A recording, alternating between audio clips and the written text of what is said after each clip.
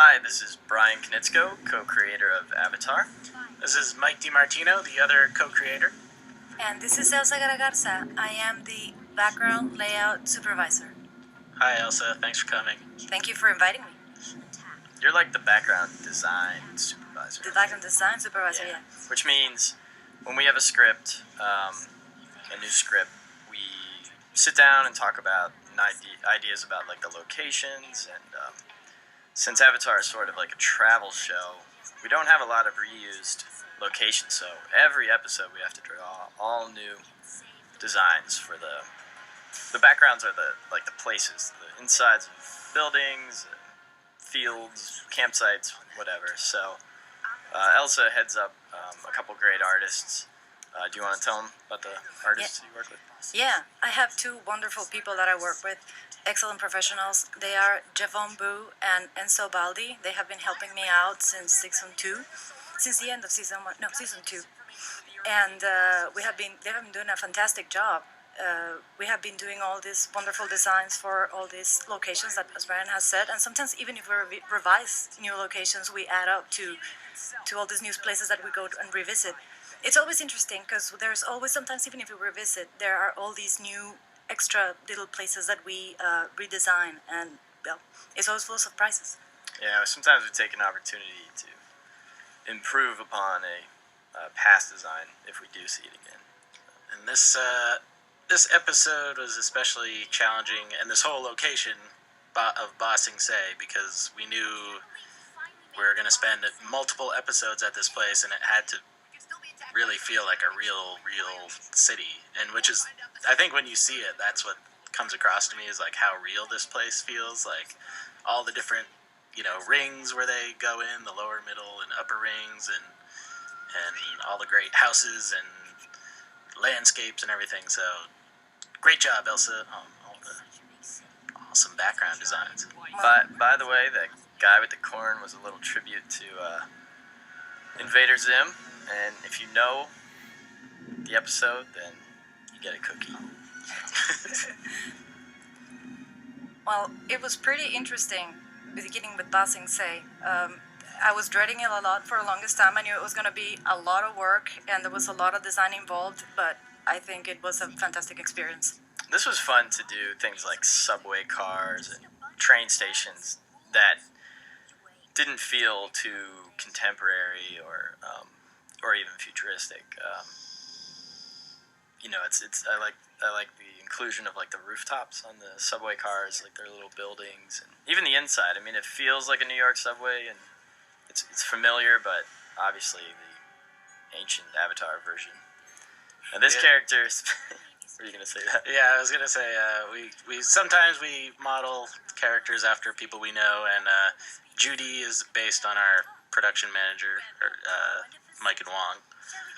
I think she's our line producer. Our line producer. Sorry, Mike. And Mike and I have been working with Mike for a long time. She was my first producer in LA.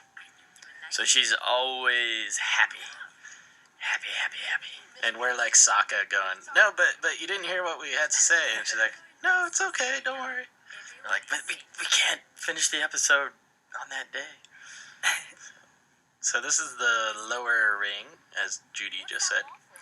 And the color supervisor, Hejung Kim, and I talked about how we could, Elsa distinguished the different rings architecturally, and then Hejung and I decided, we'd have a different color rooftop scheme and like building scheme for each. So the lower ring was a lot grittier, a lot more monochromatic, not very colorful. It was a lot of fun to design the lower ring because it had a lot of flavor. We were inspired by many towns in China, Yangtze, and the one that's especially Yangtze province. The central part of it was a big inspiration for all these marketplace areas, and it was very colorful and nice. And especially this background particularly, that's what we wanted to capture, the flavor, because it is a low rundown place, but it also has to have some charm to identify it. Yeah, we wanted in the lower ring, since it's where they keep the refugees and the poor working class people. They wanted to have less trees, like it's overpopulated, and the rich people, as you go up in the rings, less buildings, more trees, more parks and rivers, and so they sort of force all these lower class people to live on top of each other, and the streets are kind of organically windy and just haphazard. And as we go up into these districts, you start to see more organization. So, Tim Hedrick was supposed to be here today. He's the writer of this episode. Unfortunately, he's not here. But he and the other writers and Aaron, our head writer, did a great job kind of establishing this new city. We knew we were going to go to Ba Sing Se. We knew this was going to be a big location in season 2, but we hadn't worked out all the political, intrigue and everything that ends up going on in Ba Sing Se. So they played a big part in shaping that and kind of coming up with this, 1984 sort of seemingly utopian society that turns out to be a little creepy under the surface. Yeah, Mike and I early on knew that there was always going to be something wrong with this city. You'd think, oh, they're the good guys. They're on their side in the war, and they'll definitely help them. We knew we wanted it to be that when the kids showed up, that somehow or another they would end up being enemies of this place. So often the case in the real world, there's just a lot of shades of gray, and everything's not so cut and dry. So here you can see in the upper ring, it's just beautiful, idyllic. It's like pastures and parks. This is based on the south gate to the Forbidden City in Beijing, where Mike and I got to go. I think a year and a half ago. Yeah, we even based the doors on that, where there's only certain doors that the Emperor can go through, and the side doors are where everyone else has to go through. So later on in the party, I think we have the guests of the party. They're entering through a certain side door, not the main one. This was a really important location because it's where the kids would be living for several episodes, which was very weird. It's very unlike Avatar to have a apartment, that we keep coming back to.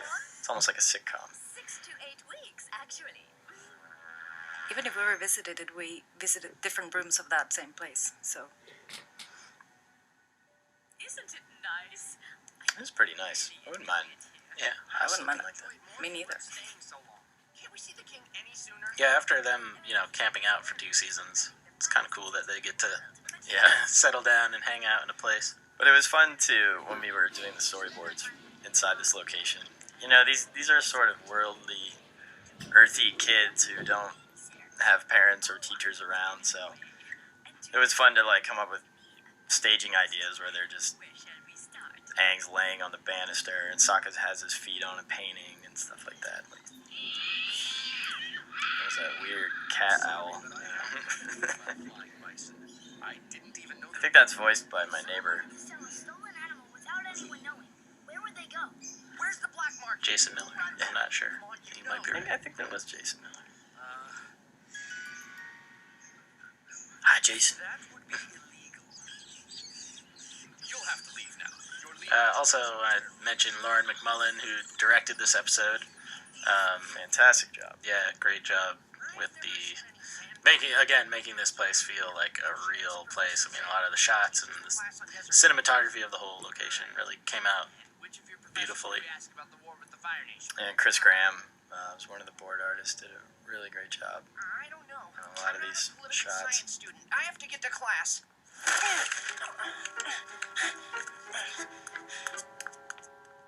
Well, I'm sorry no one has seen your bison. Why don't you go get some rest? Someone will be over with dinner later. So the other 2 board artists on this episode were Kenji Ono and Dean Kelly, both classmates of mine at the Rhode Island School of Design.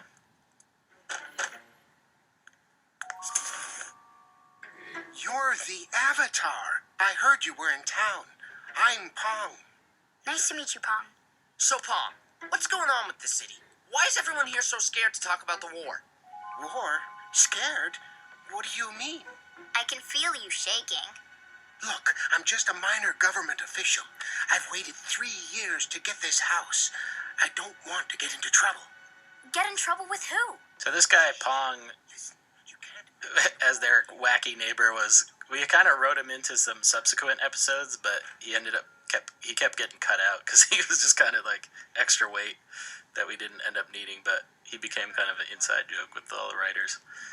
Pong, their wacky old neighbor. So this little subplot with Zuko and Jet is definitely one of my favorites. This is a continuation kind of from the previous 2 episodes where Jet met Zuko and Zuko didn't want to be in his gang, and Jet's taking that very personally at this point and trying to prove that Zuko is in fact a firebender. Jet's one of those guys who, if he was around in our place and time, would always be into conspiracy theories, and everyone's against him. Yeah, and he was a good character to kind of play into this whole utopian, dystopian plot, and have him be the one who, got captured and got brainwashed and stuff. Kind of the rock star rebel. So I love this little joke here about our little inside joke about ordinary animals, because all the animals in Avatar are hybrids, obviously. And I never noticed Momo's already hanging out under the curtain there. yeah, he's right Isn't there. that him? In a moment, he will pop up as Lord Momo of the Momo Dynasty. So here's this little booger joke. I'm pretty proud of this. Excuse me? I've got no manners? You're not exactly Lady Fancy Fingers. That bird. I learned proper Was that? Did Jessie do that bird? I think she did. Jessie's the voice of Jessie Flowers, voice of Toph. So, okay, here it Yeah, comes. here it goes. Boink. And I don't know if you noticed, but it's hanging on the ceiling right above Sokka's head throughout the rest of this. Just waiting to fall. Really? Yeah, she shot it in his general direction, but it planted on the ceiling. See? Wow. See, that was a nice hookup. Yeah. Good job, Lauren. Kenji, I think Kenji did this crazy bowing. Hey, Brian, maybe, do you want to talk about, like, the paintings that you see in the show? Because a lot of people always comment, like, oh, that screen or that painting in the background is really cool. There's the booger. I don't want to talk about those paintings because I just don't. Alright, well, they're very nice. Sometimes they're from Oh Seung-hyun, one of our supervising director. He's from Korea, and he has this amazing collection of beautiful paintings, originals that he owns, and sometimes we put those in the show. I love this joke. Momo. Super Momo.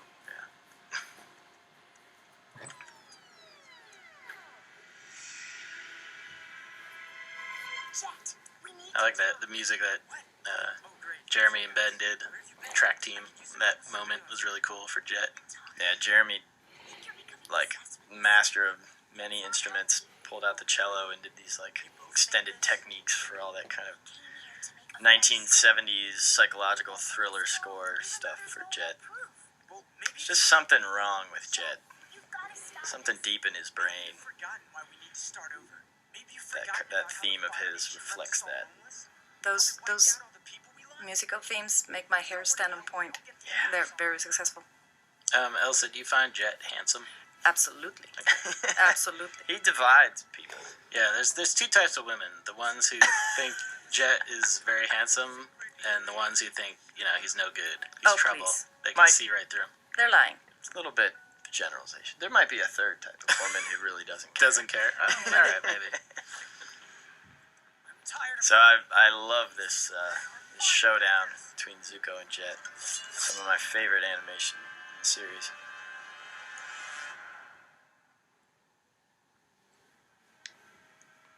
And it was Dean Kelly boarded this action scene, I believe.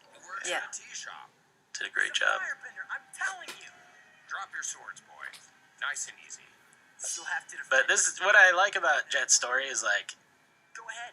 he's going crazy, but he is actually telling the truth. So you kind of feel bad for him because, Zuko is a firebender. He's not totally crazy. Yeah.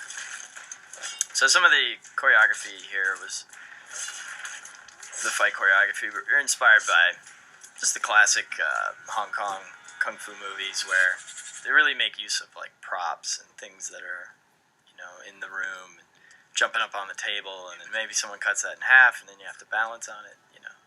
Just trying to Step out of line, please. like use the environment to make the fight unique. I'm gonna have to tell them who didn't Love to mention Angela Mueller did character design on this episode. All of these costumes, these fancy costumes, are just amazing. I think they came out really great. Sir, I'm sorry. This is Long Fang, voiced by Clancy Brown. He's a fantastic actor. Do you think you could help us? Our Yeah, Long Fang ended up being a really cool villain for season 2, I think. Yeah, it's just his voice acting. It just brings such a gravitas to the series. I like that. Those drawings are good. And this is the first time we see Bosco, the King's Bear, who, again, this kind of just ended up being a little joke in the script, but we loved it so much that we kept putting Bosco in all the subsequent shows, and we see him later with the King and stuff. So it's just nice that the King has a little pet to keep him company. It's it's a good character building thing for the King. He's a good guy, but he's just sort of innocent, naive. So it made sense that he just had a big, but I'm sure we'll kind of dumb pet. Thanks for Yeah. all your help. And who wouldn't want a bear? Exactly. Don't worry. As your escort, it would be dishonorable to abandon you ladies without finding your family first. We'll keep looking. So what do you like designing more, Elsa? Like interior and building stuff, or like more organic campsites and landscapes and stuff like that?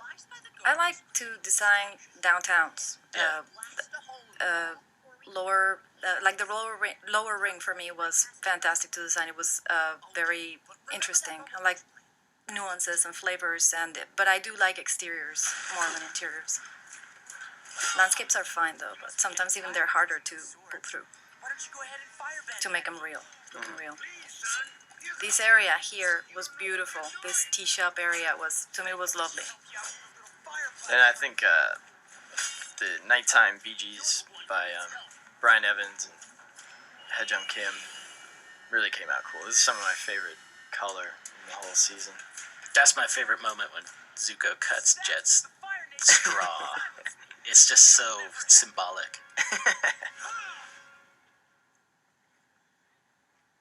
And Lauren McMullen did a great job on this. She boarded this section. Just keep an eye out for the king. And notice Momo's little tail squirming around. The idea is sort of it looks a bit like the Q hairstyle that the Bossing Say people have. They could be anyone. Look at all those costumes. Yeah, they're amazing. JM Animation did a great job drawing all those costumes. It was a lot to ask of them, but they did it. Great job. So I think Katara and Toph's makeup was a lot more successful in this episode than in 215. I guess the joke in 215 was that it was very garish. Yeah, they got the extra treatment on that one. This was their own subtle makeup. Yeah. I really love how Lauren's style came through in all these expressions, sort of mixed with JM's animation style. Nice. Really funny. I didn't know the Avatar would be here. So this is like this society party where everyone's all impressed because the Avatar's shown up, but I like Momo running out there. Their attention while I look for the king. Watch this, everybody. Nice goofy Aang music by Jeremy Zuckerman.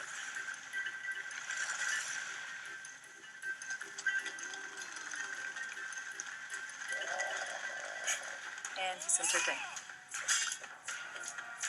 So, Sifu Kisu and I did this choreography out in the courtyard of Nickelodeon. Someone was running around us as we were sword fighting. It was pretty crazy. Anybody get hurt?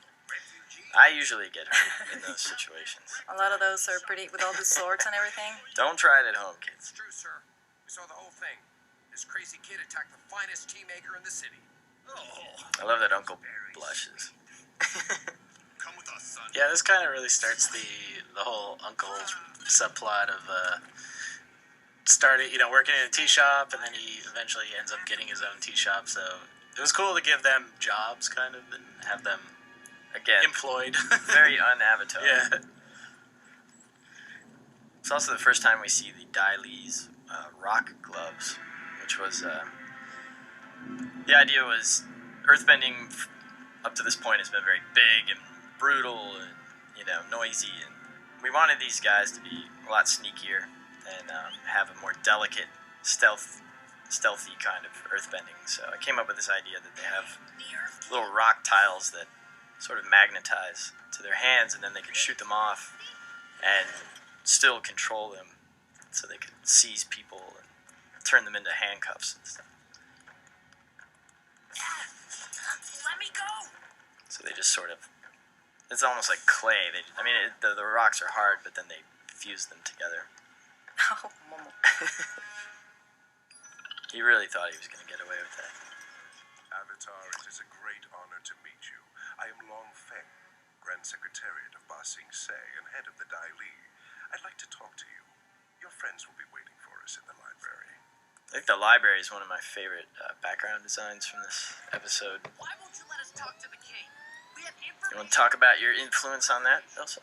Oh, well, actually, this background was done by Javon. He did a fantastic job with it, and we were really working on that fireplace because it was an important focal point, and look at all the drama that, a great focal point. So, he did a fantastic job.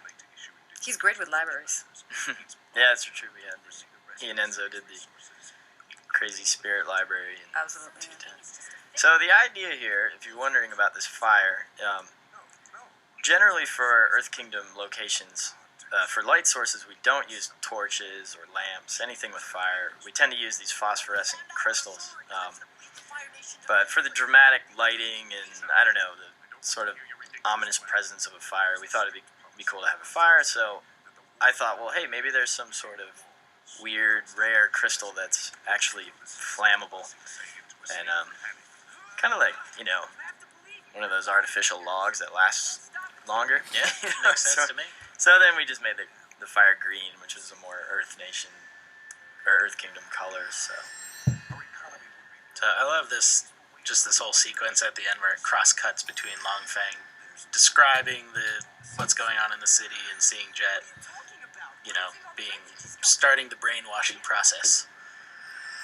I think it just is very effective of setting up how kind of two-sided the city is, like the utopian side and then the very creepy underground mysterious side of the city. Very dramatic. Yeah. You can't keep the truth from all these people. I love Toph's expression there. This is so painful to her. Sure everyone knows. Until now, you've been treated as our honored guest. But from now on, you will be watched every moment by Dailee agents. If you mention the war to anyone, you will be expelled from the city. I understand you've been looking for your bison. It would be quite a So shame there's if you were not able a little hint there, a little foreshadowing. Now Judy will show you home. Come with me, please. What happened to Judy? I'm Judy. I'll be your host as long as That's not Judy. That's not Judy at all. Oh, Mike, we've been spending too much time together. Alright, great creepy ending to a fabulous episode. Thanks, Tim. Thanks, Aaron. Thanks, Lauren. Thanks, Elsa, for designing and Ba Sing Se with Supervising. A lot all of your work. folks. Thank you. No, a lot of work, but great work. Yeah, you guys did it great. I was dreading it myself, but then you guys knocked it out of the park. It looked great. And, Thank you. Yeah. Dreading it because it was going to be a lot of work, but it was certainly worth Very, all the very worth it. experiences. And it Thank you was so worth much. it too because we ended up spending the rest of the season there, so it was great that it Yeah. came out as good as it did. So Awesome. Thanks, guys.